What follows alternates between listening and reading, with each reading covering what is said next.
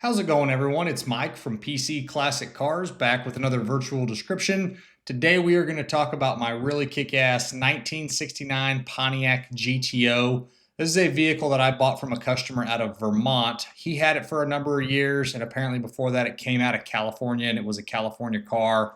I have a large folder of paperwork, a bunch of miscellaneous receipts. I also have the PHS documentation for it, and it's just a really, really good car front to back. The driveline that's in it is the numbers matching 400. I verified, got the VIN off the front of the motor, also the casting number and the suffix code, but there is no questions that it is the numbers matching 400 for the car, backed by the correct turbo 400 3-speed automatic transmission, and then you have your standard 10-bolt rear end in the back.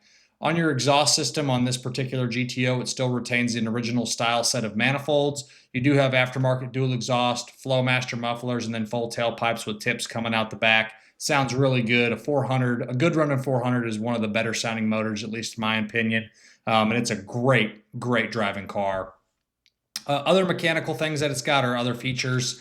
It's got power disc brakes in the front, steel drums in the rear, power steering, and then it is a factory AC GTO, and the AC does blow nice and cold. You do have an aftermarket Edelbrock carburetor, and then it does have a stock style front sway bar on it.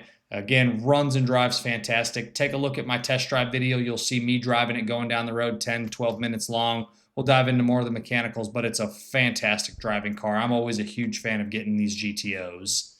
On my does it work section, a couple small things not working. The exterior turn signals work, but the interior turn signal bulbs are not coming on. Probably just needs a bulb. Same thing with the flashers. The interior flashers are not working. It does have an aftermarket radio in the glove box. It powers on, but it's not playing any sound, so I don't know what's going on there, if it's a connection issue or something else. But it's got some aftermarket speakers in the car, so getting the radio to actually play some sound should probably be pretty easy. The wipers work, but the washer fluid sprayers are not spraying any fluid, so pretty short list of items not working on this one.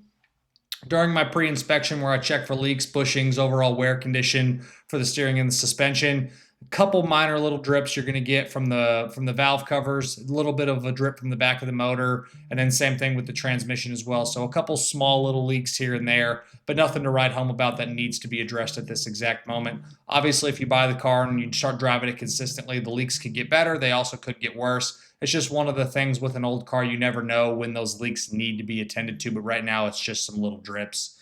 Some of the bushings do have some little cracking spots, specifically the rear control arm bushings and some of the body mount bushings. They very well could be original, but nothing, again, has to be done. Just like to use that little, or talk about that little disclaimer there on some of the bushings. Charging system checks out good, putting out the correct voltage. All the fluids check like they're supposed to. I always check the oil, transmission, brake fluid, rear end, as well as the coolant. So everything checked out good on this GTO as well. On the exterior, this was a color change. Originally, it was a Verdero green, which is code 73, and it was also a code B black top. So they changed it to blue. The blue looks great. Don't know exactly when that was done. You have some little imperfections on the hood and the deck lid. Couple small little flaws down low. There'll be photos of all of that stuff in my additional informations tab on my website, pcclassiccars.com. Couple little surface scratches on the front nose cone that you're going to always get. The wheels, tires, the rest of the trim shows like in nice shape, and flaws on all of this stuff will be in that additional information tab, but cosmetically it shows nice. No issues under the black vinyl top either. On the interior, it's code 258, which is the black bucket seat interior. Buckets, console, dash, everything's in really nice shape. You do have 3 gauges under the dash, which is oil pressure, water temperature, and the voltage gauge. You have a factory tack. Again, you have that aftermarket radio in the glove box with the factory radio in the factory hole on the dash there. On the very right of the cluster, there's a little dash crack right there. Steering wheel's got a couple little hairline cracks in it. Carpet's in really nice shape. Seat covers are great. Headliner looks good. Floor mats are really, really nice.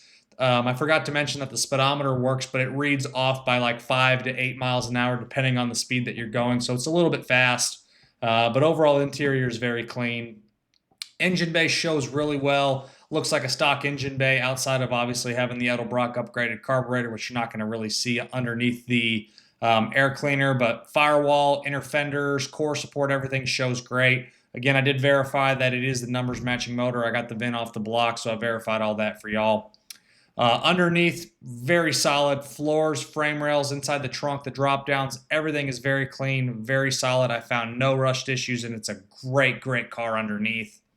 Overall, it's a fantastic driving GTO. This is something that I would feel very comfortable hopping in and driving comfortably anywhere you want to go. You never know when something simple can go wrong, but every once in a while you just get in a car that's very comfortable. You feel very confident behind the wheel, and this is just a great driving car. I have a ton of paperwork, bunch of receipts. That's been a well cared for car since new. Just a great driving car. Yes, it's got a couple little cosmetic downfalls and little imperfections, but it's a great car to be very proud of. And just, again, you're going to get some little imperfections from it being driven and not being a fully restored car. It still is very nice and one of my favorite GTOs that I've ever owned.